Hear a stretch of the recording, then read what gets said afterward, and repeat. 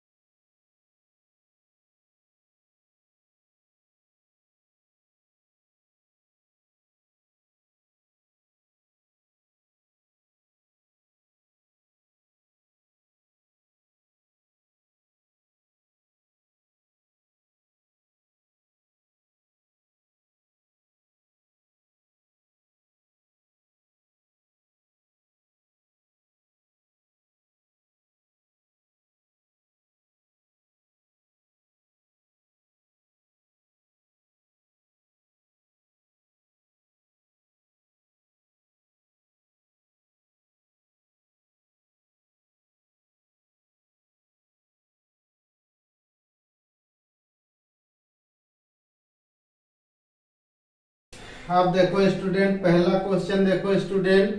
The sides of a cube of same material L and 2L for first cube. Side हो गई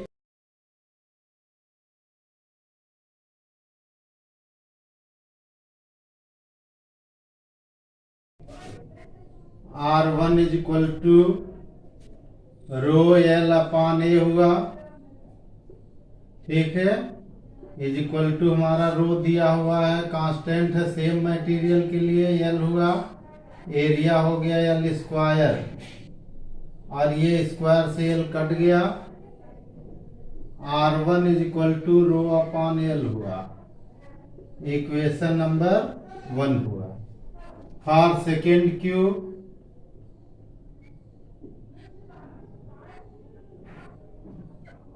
cube side हुई, side is equal to हुआ 2L। Area हो जाएगा 2L का square, ठीक है। अब इसके बाद हमारा हुआ स्टूडेंट वही formula, R2 is equal to same material के हैं तो रो सेम होगा, 2L अपॉन एरिया हो गया, ये इससे कैंसिल हो गया। R2 हो गया रो अपॉन 2L, ठीक है। ये इक्वेशन 2 हो गया। दोनों डिवाइड कर लीजिए student. Equation 1 divided by equation 2, ये निकल के आ गया student R1 upon R2 is equal to, ऊपर है रो अपॉन एल और नीचे है rho upon 2L, rho upon 2L। अब देखो स्टूडेंट 2L ऊपर चला जाएगा, ये आ जाएगा 2/1 आ जाएगा, ठीक है। यानी जो हमारा आंसर हुआ, आंसर क्या हुआ, R1 ratio R2 is equal to 2:1 आया यहाँ से। और ये कौन सा आंसर है स्टूडेंट? ये आंसर है इसमें थर्ड, ये थर्ड आंसर हुआ। ठीक है, ये आंसर हो गया। ठीक है, अब हम लोग देखेंगे दूसरा question student, question number 2। Question 2 पढ़िए स्टूडेंट। आप देखिए student, the resistance of required shunt in order of 10%, यानी हमारी जो IG है स्टूडेंट, क्वेश्चन ये दे रहा है IG is equal to 10% of I है। ठीक है, यानी IG हो गया हमारा 10/100I, ये हो गया I/10। ठीक है, और G दिया हुआ है 99, नहीं करा galvanometer of 90 ohm 9 ohm resistance, तो G हमारा दिया हुआ है 99 ओम। ठीक है स्टूडेंट, फार्मूला होता है हमारा IG into G is equal to I minus IG into S। ठीक है, ये हमारा फार्मूला होता है। यहां से S की वैल्यू हमें निकालनी है। S is equal to IG into G upon I minus IG। Value रख दीजिए student, IG is equal to I/10 हो गया। ठीक, I/10, G हमारा 99 दिया हुआ है, अपॉन I हमारा हो जाएगा I माइनस I/10। ठीक है, सॉल्व करिए स्टूडेंट, देखिए क्या आया। यहां से देखिए I/10 आ गया, तो ऊपर हमने I कर दिया, नीचे 10 कर दिया, इंटू ऊपर 99 है।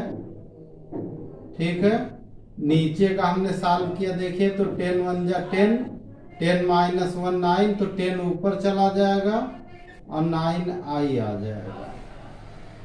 ठीक है, यहाँ से देखो I से I कैंसिल हो गया, 0 0, 9 से इसको कैंसिल कर देंगे, 11 आ जाएगा।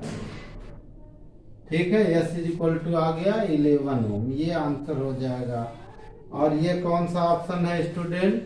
तो जो आंसर हमारा हुआ ऑप्शन हमारा पहला है, पहला 11 ओम है, ये आंसर है 11 ओम। ठीक है, अब देखो स्टूडेंट, हम लोग देखेंगे C यानी गा, इसमें दिया है wavelength of gamma ray.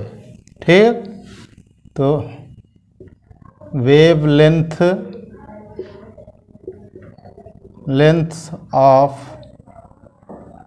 Gamma ray के लिए दिया हुआ है λ1, एक्सरे के लिए दिया हुआ है λ2, और दिया हुआ है माइक्रोवेव के लिए दिया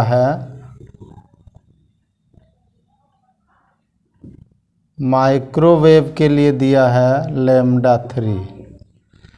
देखो स्टूडेंट, जो हमने स्पेक्ट्रम बताया था इलेक्ट्रोमैग्नेटिक वेव का, उसमें सबसे कम वेवलेंथ गामा की होती है, उससे अधिक एक्सरे की होती है, और माइक्रोवेव की सबसे अधिक होती है। तो आंसर ऐसे आना चाहिए λ1, ठीक है, सबसे स्मॉल, उसके बाद λ2, उसके बाद λ3 होनी चाहिए। इसमें आपका आंसर कौन हुआ स्टूडेंट? आंसर हमारा हुआ, इसके हिसाब से 4th आंसर आ रहा है, 4th। ठीक है स्टूडेंट, अब हम लोग देखेंगे D यानी घा में देखो दिया हुआ student, when A ray of light इंटर्स in a medium of refractive index n, angle of refraction is half of the angle of incidence, यानी R दिया हुआ है, R दिया I/2। ठीक है स्टूडेंट, और एंगल ऑफ रिफ्रैक्शन पता करना है तो ये दिया हुआ, तो इसको हम ऐसे लिख सकते हैं स्टूडेंट, क्रॉस मल्टीप्लाई कर दें तो I is equal to 2r लिख सकते हैं। अब n का फार्मूला होता है student, n is equal to sine i upon sine r होता है, स्नेल्स लॉ हो गया। अब इसको हम 2r ऊपर रख दें स्टूडेंट, तो sign 2r upon sine are हुआ, ठीक। अब यहाँ देखो स्टूडेंट n की वैल्यू आ गई, ऊपर एक फार्मूला होता है साइन 2a का फार्मूला लगा दो, 2 साइन आर कास आर हो जाएगा अपॉन साइन आर हो जाएगा। साइन आर से साइन आर कैंसिल हो गया, n इज इक्वल टू आ गया 2 कॉस आर आ गया। तो इससे कॉस आर की वैल्यू आ गई स्टूडेंट n/2 आ गई, आर की वैल्यू आ गई कॉस इनवर्स n/2 आ गया, ठीक है स्टूडेंट।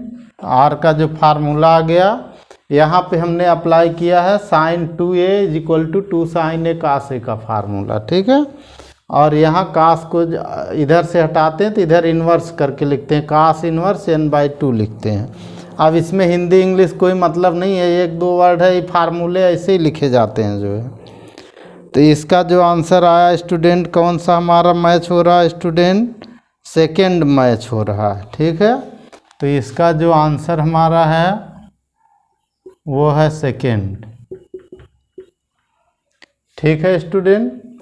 कि energy of photon E is equal to दिया हुआ है 6 eV दिया हुआ है, ठीक है। और दिया हुआ kinetic energy of emit photon, तो काइनेटिक एनर्जी E के इज इक्वल टू 5 eV दिया हुआ है। और आपको इसमें बताना स्टॉपिंग पोटेंशियल, तो स्टॉपिंग पोटेंशियल का क्या फार्मूला होता है, स्टॉपिंग पोटेंशियल यानी इसको निरोधी विभव या संस्तब्धकारी विभव कहते हैं। और इसको लिखते हैं V0 इज इक्वल टू ई के अपॉन ई स्मॉल ई लिखते हैं, V0 इज इक्वल टू ई के अपॉन स्मॉल ई के is equal to E V0 होता है। वैल्यू रख दो स्टूडेंट, ई के का यहाँ से वैल्यू रख दो, तो V0 इज इक्वल टू आ गया, ई के हमारा दिया 5 eV अपॉन ई हो गया, ई से ई कैंसिल हो गया, 5 वोल्ट हो गया। आंसर कौन सा है स्टूडेंट, इसमें पहला आ रहा है, ठीक है। तो आंसर हमारा हो गया पहला इसका, ठीक है, 5 वोल्ट हो गया।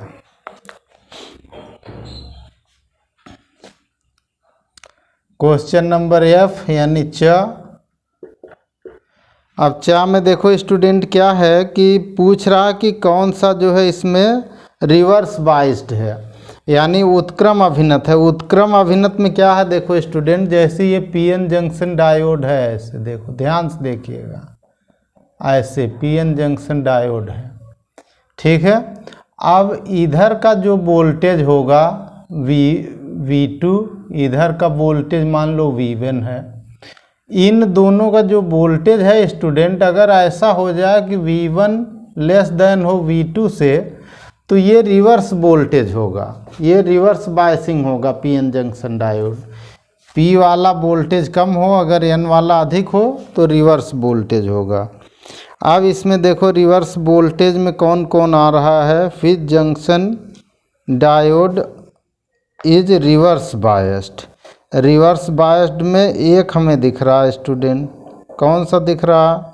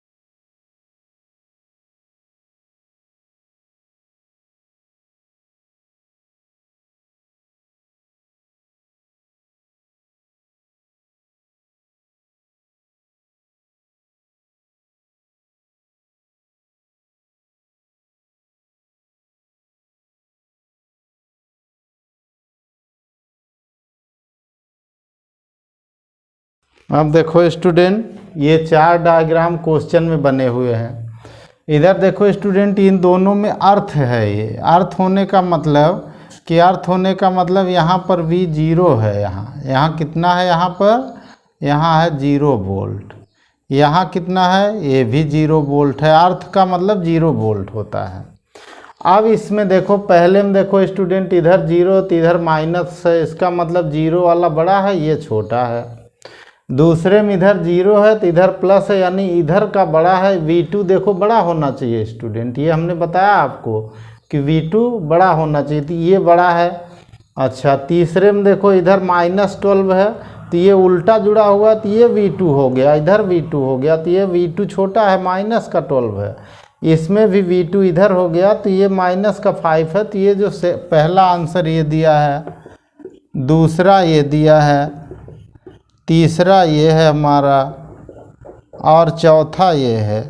ठीक है स्टूडेंट। अब इनमें हमारा आंसर कौन सा आया स्टूडेंट? आंसर ये सेकंड हमारा आ रहा है ये।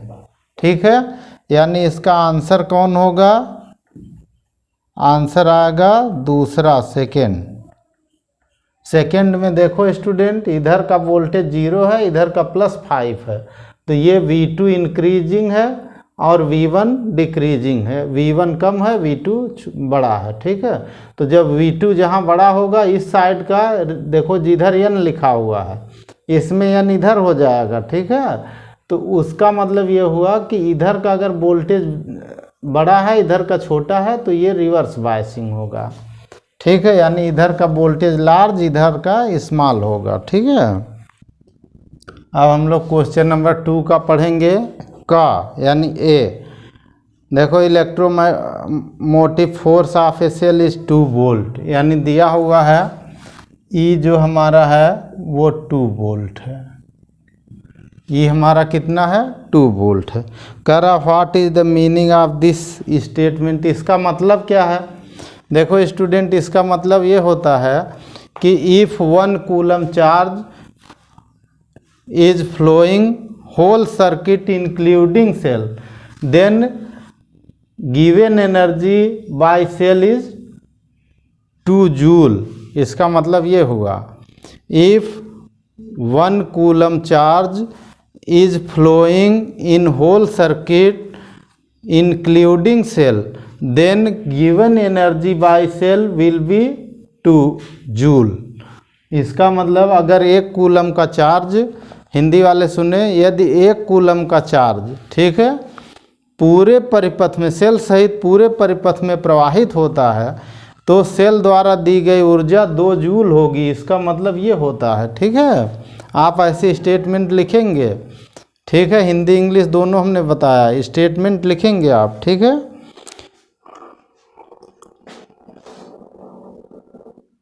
To be magnetic susceptibility, find out the relative permittivity. ये सब इस साल कोर्स में नहीं है, इस वर्ष कोर्स में नहीं है।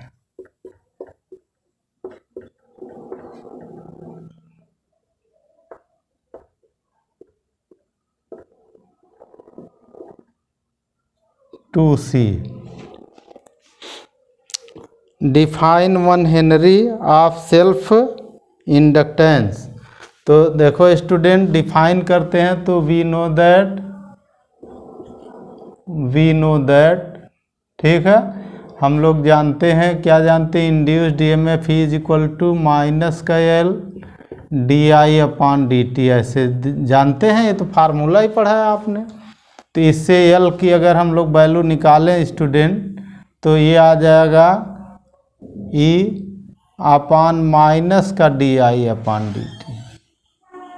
ऐसे आ जाएगा।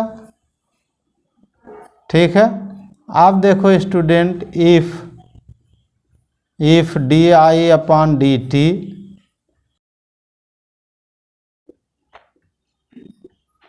1 एम्पियर पर सेकेंड, ठीक, देन अगर यहाँ -1 रख दें, माइनस माइनस प्लस हो जाएगा, L = E आ जाएगा। इसी से इसको डिफाइन करते हैं स्टूडेंट। अब स्टेटमेंट मैं बोल दे रहा हूँ, हिंदी इंग्लिश दोनों में, आप लोग समझ लें इसको। यदि किसी कुंडली में धारा 1 एम्पियर पर सेकेंड की दर से घट रही है तो कुंडली में उत्पन्न प्रेरित विद्युत वाहक बल को कुंडली का स्वप्रेरण गुणांक कहते हैं। ठीक है।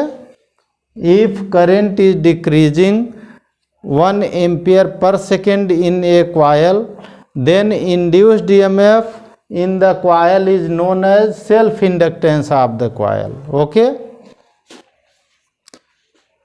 Question number 2D.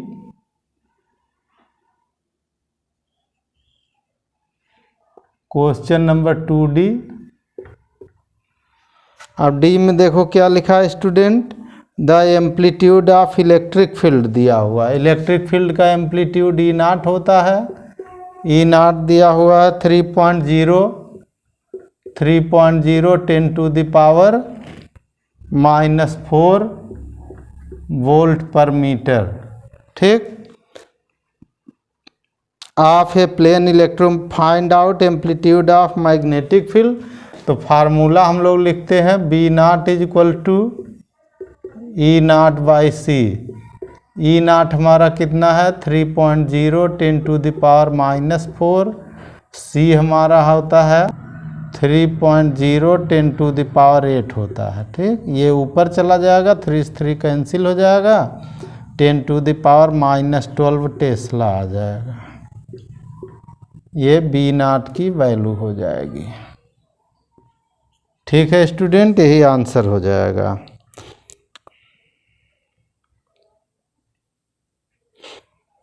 Question number 2E। 2E, D का मतलब घा और ई का मतलब अंगा। अब इसमें देखो स्टूडेंट, ये न्यूक्लियस ऑफ एक्स लिखा है। न्यूक्लियस हमारा है XZA। तो Z means atomic number, A means mass number. Emit 1 alpha particle, तो इससे 1 अल्फा पार्टिकल इमिट होता है। तो अल्फा पार्टिकल क्या होता है, He2 होता है। ठीक है, ये अल्फा पार्टिकल हो गया। जब अल्फा पार्टिकल इससे निकला तो क्या बचेगा स्टूडेंट, इससे क्या हमारा बचेगा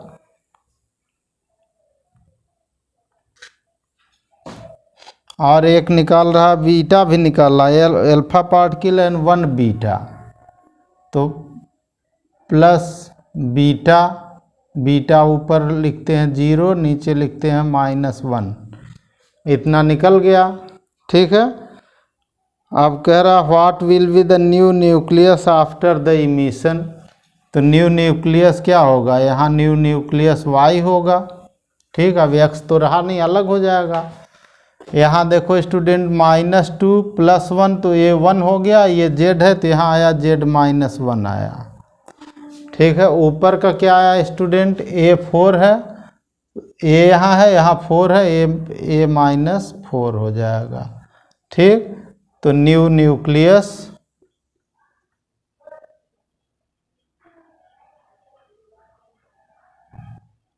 न्यूक्लियस इज इक्वल टू ये Y हो गया, Z-1 हो गया, A-4 हो गया। ये आंसर हो गया। ठीक है। देखो स्टूडेंट, अगला क्वेश्चन हमारा है 2F यानी चा। इसमें पूछ रहा है प्रिंसिपल ऑफ फोटो डायोड। यहाँ डायग्राम में देखिए कि एक फोटो डायोड है ये, जो रिवर्स बायस कनेक्ट है। पॉजिटिव वाला N पर कनेक्ट है, निगेटिव वाला P पर कनेक्ट है। और ये हमारा रेजिस्टेंस है जहाँ हम लोग फोटो करंट को यूज करते हैं। ठीक है।